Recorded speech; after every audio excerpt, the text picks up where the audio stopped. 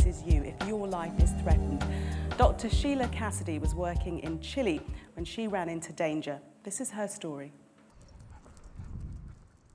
Well, in '75 I was working there as a doctor, and I got asked by some priests to treat a guy who was on the run, and I did that, and then the secret police found out, and I was arrested at gunpoint and then tortured for really over one night, and I was in solitary confinement for 3 weeks and then 5 weeks in a detention camp.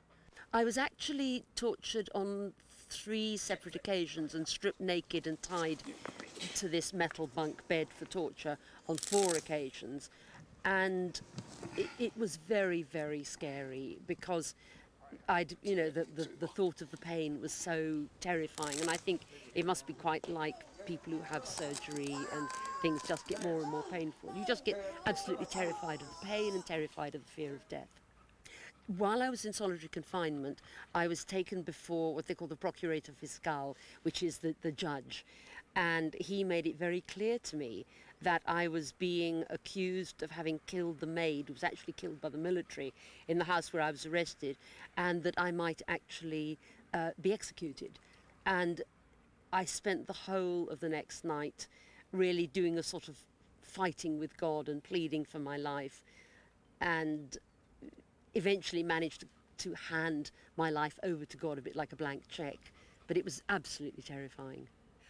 I think that when one is in a sort of hostage situation, as I was in, you just cope with it minute by minute. I mean, I prayed a great deal, I guess begging God to rescue me, but I got the sense of God as a bystander, as a powerless bystander. I think I wanted God to come in on a shining charger and rescue me, but I then realised it wasn't going to be like that. But it was just a matter of surviving minute by minute. And I think that it's a human thing that happens, that, you know, one just is given the power to survive. When I came back from Chile, I spent about 18 months lecturing, and then I spent some time in a monastery and in a convent. But then I ran out of money, and I also decided that I needed to go back into medicine.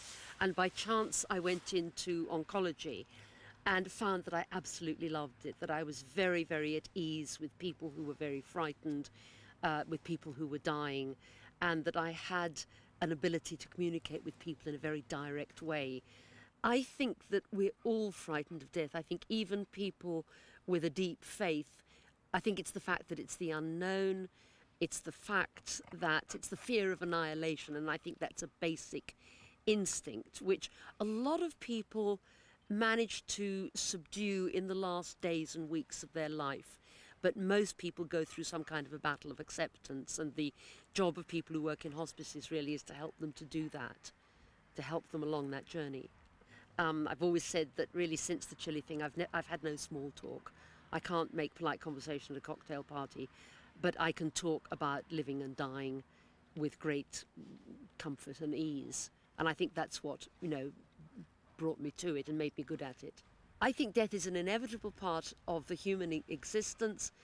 I hate it in many ways because I've seen so many young people die. But having said that, for the very elderly, death comes as a friend. And also, perhaps one of the reasons that the cancer death is more peaceful than sudden or violent death is that people become so weak that in a way death comes as a friend again. It becomes welcome. But it only comes as a friend when life is no longer really very good. But then it does. It can be very peaceful. I believe most passionately that there is life beyond death. You could say that it suits me. It definitely suits me to believe that. But I do believe it. I don't have any evidence, nor does anybody else. But I suppose my experience of God and my experience of being